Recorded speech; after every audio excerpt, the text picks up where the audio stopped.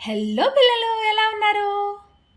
పూర్వం ఆంధ్రదేశాన్ని శాతవాహనులు, చాళుక్యులు, కాకతీయులు, విజయనగర రాజులు మొదలైన వారు ఎందరో పరిపాలించారు. వారిలో బొబ్బిలి రాజ్యాన్ని పాలించిన రాజులు శౌర్య పరాక్రమాలకు మారుపేరుగా ప్రసిద్ధికెక్కారు. వారు మాతృదేశ రక్షణ కోసం తమ సర్వస్వాన్ని అర్పించారు. బొబ్బిలి రాజ్యం సుభిక్షంగా ఉండేది. ప్రజలు సుఖశాంతులతో ఉండేవాళ్ళు. దానికి రాజు రంగారావు. బొబ్బిలికోట పక్కన మరో రాజ్యం ఉంది, అది విజయనగరం. దానికి రాజు విజయరామరాజు. అతనికి బొబ్బిలి రాజ్యాన్ని తన రాజ్యంలో కలుపుకోవాలని ఆశగా ఉండేది. రంగారావు భార్య పేరు మల్లమాంబ. ఆమెకు తమ్ముడి వరస పాపారాయుడు. ఆయన తాండ్ర అనే ఊరిలో ఉండేవాడు. అందుకని అతన్ని తాండ్ర పాపారాయుడు అని పిలిచేవారు. అతడు చాలా ధైర్యవంతుడు, బలవంతుడు, సాహసవంతుడు. అతనికి బొబ్బిలి రాజులంటే మిక్కిలి అభిమానం. అతడు ఒక సర్దారు. బొబ్బిలి రాజులు నిజాం నవాబుకు కప్పం కట్టేవారు. ఆ కప్పం వసూలు చేసుకోవడానికి బుస్సీ అనే ఫ్రెంచ్ అధికారికి నిజాం అనుమతించాడు. బుస్సీ కప్పం కోసం బొబ్బిలి రాజుకు ఒక లేఖ రాశాడు. విజయరామరాజు మోసంతో ఆ లేఖను బొబ్బిలికి చేరకుండా చేశాడు.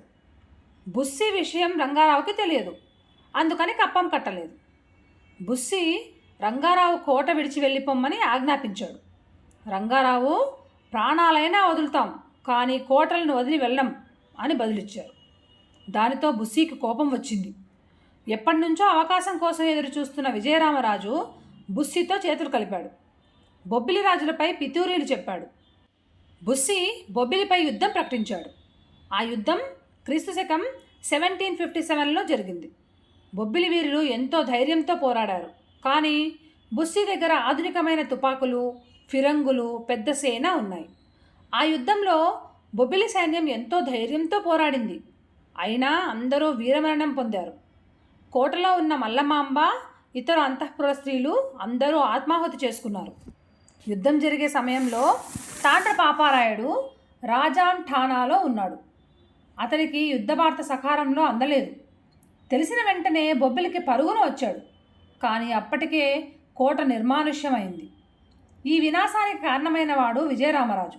కాబట్టి అతని మీద తాండ్ర పాపారాయుడికి ఎనలేని కోపం వచ్చింది. ఆ రాత్రే యుద్ధ శిబిరంలోకి తాండ్ర పాపారాయుడు ప్రవేశించాడు. నిద్రపోతున్న విజయరామరాజును నిద్రలేపాడు.